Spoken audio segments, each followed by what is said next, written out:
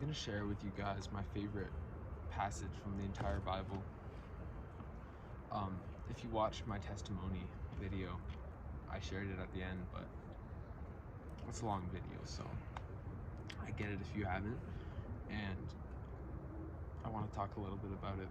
I got to be fast because we're about to go visit my grandpa's place, but until then, let's talk about this. John 15, verses 9 to 17.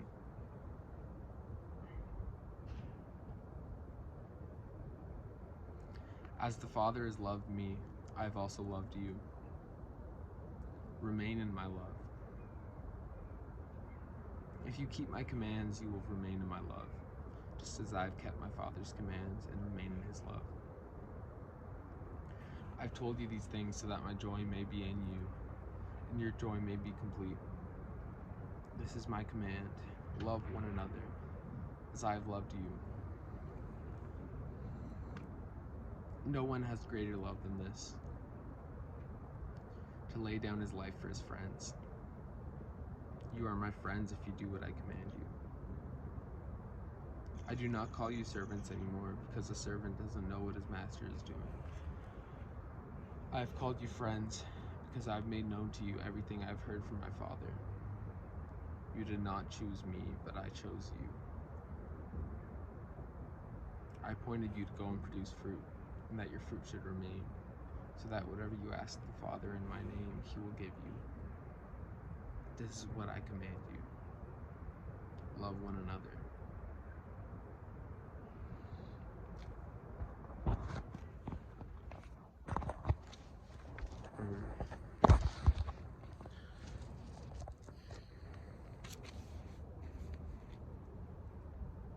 As the Father has loved me, he says, I have also loved you.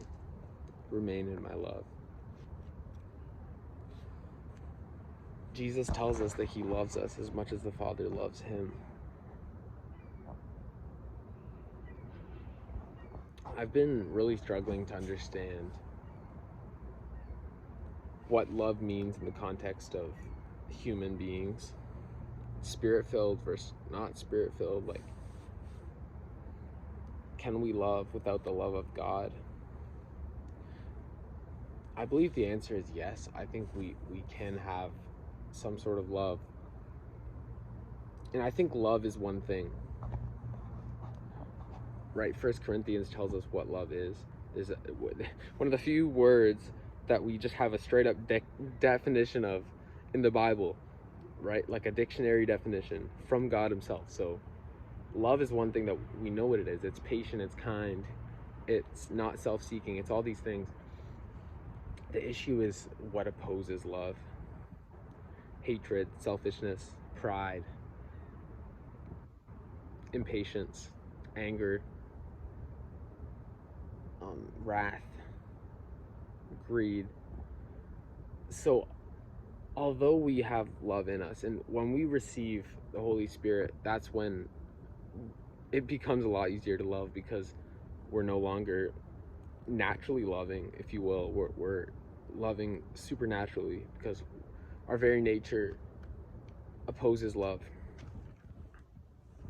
The sin in us opposes love, and that's why even as a spirit-filled believer, it's still so hard. It's not because the love that is in us isn't love, it's because of all the other stuff that's in us. It's because of our sinful nature that's constantly working against this. But I've just been thinking a lot.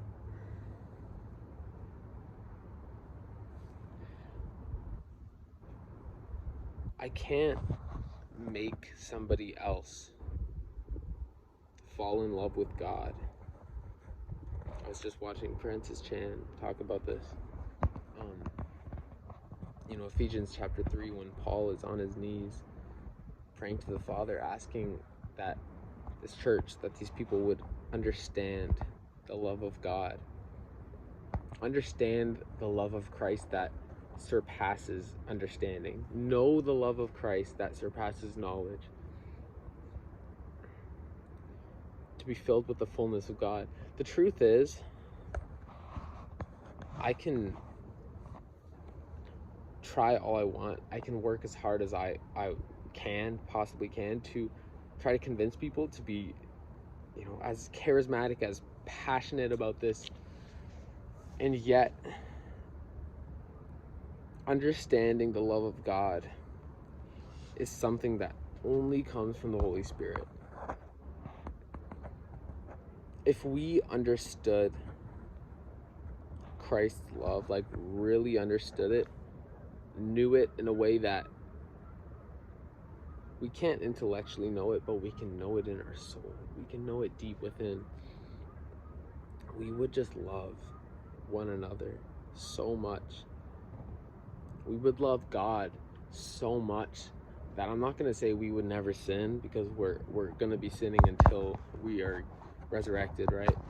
But we would not really sin as much as we do. It would be so much harder for us to sin, because we would just love. We would just be full of love. In that video I did on temptation, I talked about just looking to the cross. When you look to the cross in moments of temptation, in moments where you want to sin, you're faced with two things. One, you're faced with the gravity of sin. You're seeing how much God hates sin, how much of a punishment God has to bring because of his just nature to sin. But then you're also faced with the reality that love covered it. In Proverbs it says love covers all offenses. There's no other thing stronger than love. And specifically, there's no other thing stronger than the love God has for you. As the Father has loved the Son, so has the Son loved you. Remain in that love.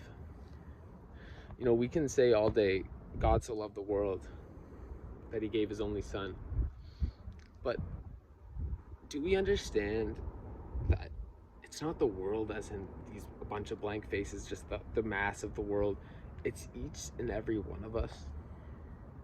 Even those who will never accept Christ, ever. Jesus still died for them.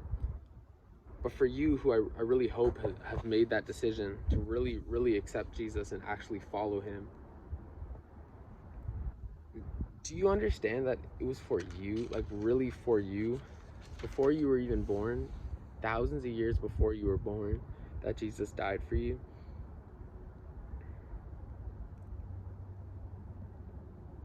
I've told you these things so that my joy may be in you and your joy may be complete. Joy is meant to be shared, right? When something happens, you're excited about something, your first reaction is to tell somebody, to share it with somebody. And Jesus actually wants to share the joy of your salvation with you, of his love for you with you. He calls you his friend. The God that made the universe came down and died for you just to call you his friend.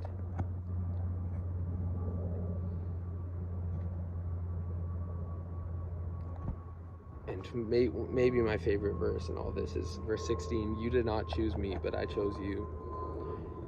So easy for us to say, oh, when I came to Christ, when I came to God, came to the faith. But really it was God just chased us down. For whatever reason, he chose you. And almost gave you no option but to choose him, because again, it's that moment when we finally experience the love of God and come to understand it in some way, shape, or form, that we realize we just can't say no, that it's just foolishness to say no.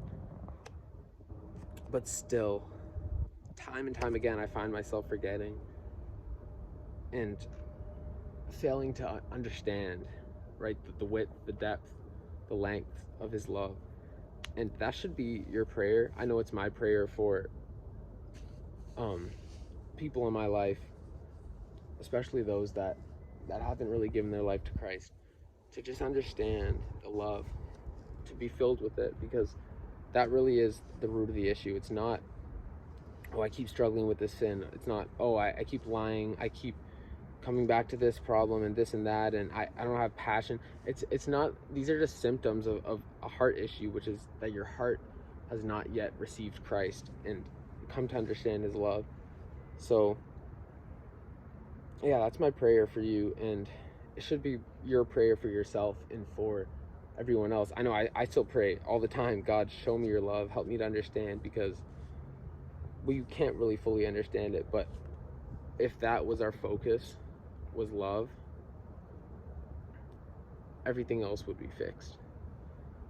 Everything else would just naturally come as a consequence. So that is my word for you. I'm trying to get as many videos as I can in this beautiful place, hotel. Hopefully film another one, but yeah, I really hope you enjoyed this, that this was a blessing to you. God bless you. Have a great rest of your day and the rest of your week. Peace out.